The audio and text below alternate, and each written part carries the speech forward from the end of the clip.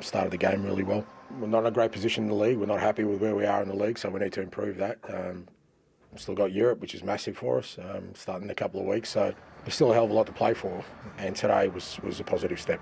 Did it put a bit of a spring in the step just seeing them back available, even before you took to the field, the fact that you had some faces back? The best part of the week for me and the other coaches was just having a squad to train with, and actually able to train, because we haven't done hardly any training for over a couple of months. So that's where we felt, we all got a really good feeling, and the players themselves too, because all of a sudden, we've been training with under 21s for the last 2 months, but now, it's a full squad of players, training's a good level, and that's what kind of gets you excited by it. Ruben, obviously disappointing to come away with nothing, even more so given all those good chances that you had today as well. Yes, I think it was the difference of the game. They score, we didn't score. We had opportunities to score. Then in the first half we push a little bit harder. We had the situations. We suffered some transitions because we were trying to get the results, but in the end they score. We didn't. Apart from Lindelof, all the players on your bench were teenagers who'd never played for the club before. Were you tempted to use any of the players? I know you made a late substitution, but earlier on, were you thinking about bringing any of them on? Yes, of course. You try to read the game. You try to understand what you see in trainings. But again, I felt that the team was trying to get a goal. We were pushing for that.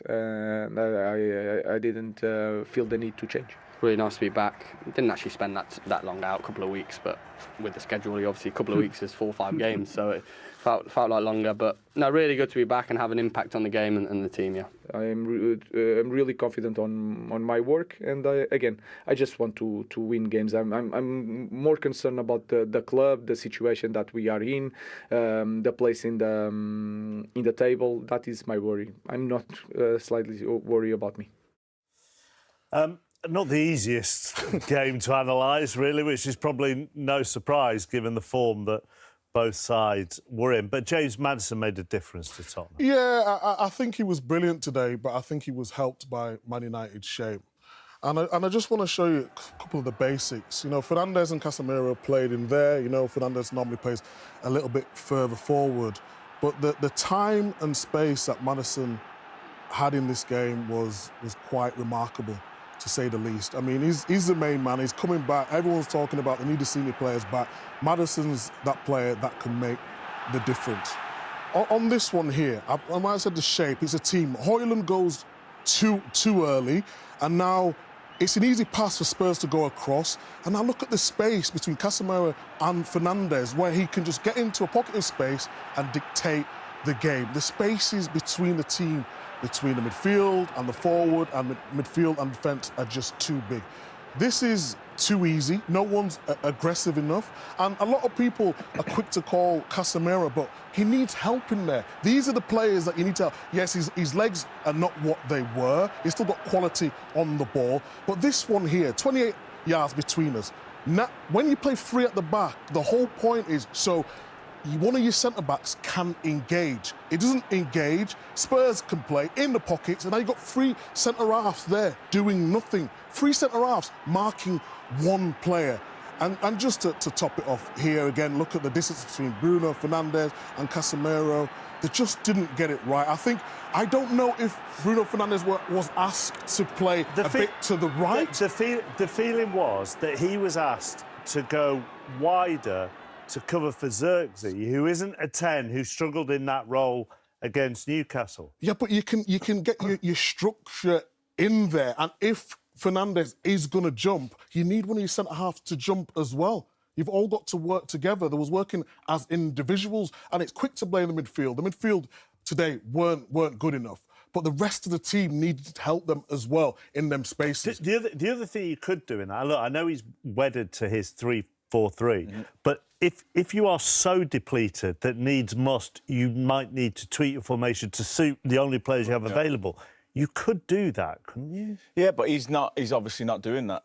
He's been very clear from the start that this is the formation he's going to play. He's confident in that formation. He doesn't have the pieces to play it right now, but I guess he's trying to build for next season when hopefully he's got the players that he wants. Yeah, but it's very hard, and I agree with you. He's got to stick by his principles and his tactics and whatever he wants to do, and he needs to take that on to next season. But The problem is the size of the club. It's money. We expect results now. Yeah. And with the players he's got on the pitch since he's come into the team, they should have better results. It's very hard to adapt when you've been playing in a 4 to go into a 3. But as a manager, you have to be able to adapt too. So sometimes, OK, you've got your way of playing, but can you tweak little things to make the players a little bit more comfortable?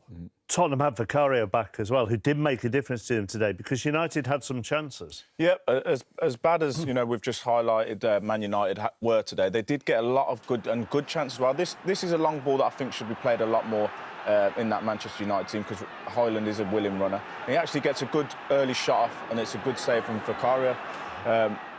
Manchester United keep the ball, recycle it back out. This is Garnacho now on the ball. Not a bad shot. Vicario, good save again. Dalot kind of doesn't really get that one right, but that's 2 good saves early on for Vicario. Manchester United, Xerxes and Fernandes were pretty good in possession. That's just a terrible finish from Garnacho there. You'd expect him to do better. This is a really good run. Another good ball from Xerxes. And Pedro Porro actually defends really well and just does enough to put him off. But you'd expect a bit better quality in the second phase there. He keeps it alive here, Garnacho, and that's a really good shot down to the near post from Vicario. And this one's late on, and it's Xerxes again. It's a good chance, but he can't get enough on it. And Ruben Amorim, though we see him now, he's not had the season that he's wanted at all. And there's certain things, going back to what we just said, is yes, the players don't fit the position, but they are still making chances. He probably feels like they should have scored today. And because they were making chances, he said he wasn't going. That's why he chose not to bring his substitutes on. 8 of whom had never played for Manchester United before. As John Murray said on 5 Live, this looks like Victor Lindelof as a sixth form teacher who's taken his kids out on a field trip for the afternoon. Do you understand his reasons for not using the bench? Well, if they're going to be on the bench, you might as well use them. Yeah, I couldn't. In the game, I was saying they weren't great, Manchester United. It's not like they was all over Tottenham. So bring some. If you've took them all the way down, then you've put them on the bench. You must be confident enough in them. Bring somebody on. Let them come and burst onto the scene. Do you understand the positives from Tottenham when Ange Postecoglou talks about? It's not as much about today, but actually the week of having all the players available. I do understand train. what he's saying, because it does make a big difference when you've got the senior boys back in training, the feel is back within your team.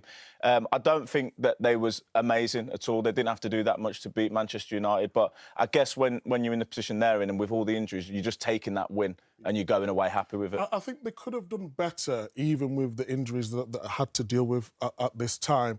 But, you know, it's a massive win for him. And if you're losing key players, look at, you mentioned Vicario today, a key player for them. Maddison gets a goal. And that's the difference between, you know, first team and subs. Yeah. And that's what he needed, because they've been struggling. And the Europa League is big for them if they get some of these players back. 100%. If they can go on and win that, you know, it end up being a decent season for them. Right, here is the first part of the weekend's action, and we'll begin at Leicester. Bryn, how do you assess the performance? Were you pleased with the effort, but not pleased with failing to score again? No, I think the big difference was the goal they scored. We didn't score. We had the chances. We tried a different approach with the players that we had. We had to change during the week, and I'm really pleased with the effort and the way they challenge Tottenham. We create situations. So in the end, I think the biggest difference was that they score and we didn't. Just on the injured players, which ones do you think could be available for the next game? It's hard to know. It's hard to know. Let's wait a few more days. I think Lenny and Chris, they were sick, so they will recover. Of course, Chris has the heart situation, and we have to be really careful with that. It's nothing about the heart. I'm just saying the heart rate has to be controlled because he has fever. It's just, sorry guys about the situation. So I think they will recover that, and the rest we will see. I think Kobe is out. Ahmad is out for sure. I think until the end of the season we'll see the rest. Will Kobe is out for months, weeks? I don't know. Let's see. I think weeks. Laurie. Could anything have been done regarding these injuries, do you think, differently, or it's just a case of, I don't know, No, I think is everything together. Ahmad was alone. He was doing a tackle. The feet was stick in the grass. Some players felt during training sickness. So is everything. We try everything to have the players fit. We always talk about my changes by game to try to have the players fit, and then I was always asking for 1 week. In 1 week we lost so many players, so sometimes we have one moment that everything is going wrong. When Cheeto comes off the bench, why we start with the form, maybe bring on. I think if you see Shido playing, sometimes every ball lost in the box is very clever. So I was trying to put one more player because I felt the team was good during the game, and I don't feel the need to change. And then Shido was like that player. One long ball, he could make the difference. John. In the first half, you obviously have chances overall, but in the first half, Garnacho when he puts it over, you could see your frustration in the touchline. What's going to? No, you want to. You want to score, and we want them to score. And sometimes in these moments, you feel a little bit frustrated because that can change a game. So that's all. But then after 2 seconds, I'm just focused on helping them to play football. Nothing's changed dramatically. Is it a frustration that you've not been able to? Of course, every day for us, for our fans, but we need to stop focusing on the big picture. It's not the moment to do that. Just focus on the next game. Let's do everything to win some games to finish the season, and then think in the big picture. In this moment, is just to try to stay with the players healthy, to recover some players, and focus on what we have to do in the next game, and that is our goal. Miguel. On that, in all these circumstances, how do you view this season? Because you have to kind of write it off and just use it as preparation for the future. No, in this moment is more than that. The idea, the system in this moment is like survive, is to think in the small things, to improve the small things from this game for the next game, and not even look at the table, the schedule, nothing of that. Of course, I have to, because we'll have a lot of games. We have 3 competitions with a small squad in the moment. That part is my part, but the players, everyone in character, just focus on the next game, the next training, and that is our goal. Chris. It's a big concern, Cheeto. You are losing some really key players who are an important part of the season. It felt like with Mount and Shaw coming back, that you were on the cusp of having players back, and suddenly it seems to have had a huge rapid step. Of course, if you look even with the problem that we had with Luke, you look at the squad in the beginning of this week, with time to train, and then day by day we are losing players. But I don't want to use that as excuse. Every coach in the world now is suffering with that. Sometimes these moments, again, everything goes wrong, and we have to face the challenge and to focus on the next game, and that's all. Last question. I thought Joshua Xerxes was very good today, and Dorgu as well. Like, what do you make of that? I think Josh is not a clear 9. He played more as a 10. He's stronger physically. He's thinner. So he's working really hard, and he play in a better position for him, and he's improving. He's winning more duels, and this is even faster, and you feel it in the game, and that helps us to make the decision. And Dorgu, the way Tottenham press really high, sometimes you have more time to think than in the other games. He play on the left also. Maybe it will help, but he has experience to play left and right. So Dorgu will improve a lot, and Josh the same thing. Thank you. Thank you, guys.